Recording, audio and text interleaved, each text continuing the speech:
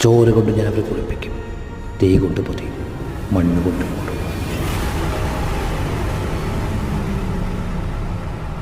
ഇന്ന് പലരും വയസ്സിൽ നിന്ന് പരിഹസിക്കുന്നുണ്ട്, പല്ലുകൊഴിഞ്ഞ നരാജകൾ ബാധിച്ച സിംഹമെന്ന് വിമർശിക്കുന്നുണ്ട്.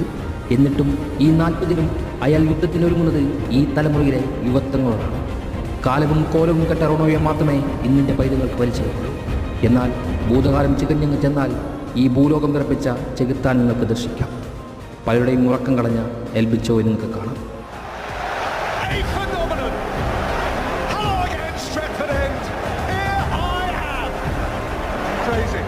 ഒരു 40-കാരൻ്റെ ശാരീരിക പരിമിതികളോട് സന്ധി ചെയ്യാൻ അയാളുടെ മനസ്സനുവദിക്കാത്തോടത്തോളം കാലം ഈ ഗെയിമിനോട് അയാൾക്കുള്ള ഭ്രാന്തമായ അഭിനിവേശത്തെ അടക്കാൻ തുടർ തോൽവികൾക്കോ തീവ്ര നൊമ്പരങ്ങൾക്കോ കഴിയാത്തോടത്തോളം കാലം കുത്തുവാക്കുകളുടെ തീരാമഴയെയും ആക്ഷേപങ്ങളുടെ കുന്തമുനകളെയും റൊണോ പകർന്ന അതേ മനോഭാവത്തോടു കൂടി നേരിട്ട് ഞാൻ ആ മനുഷ്യനെ പ്രണയിച്ചുകൊണ്ടേയിരിക്കും.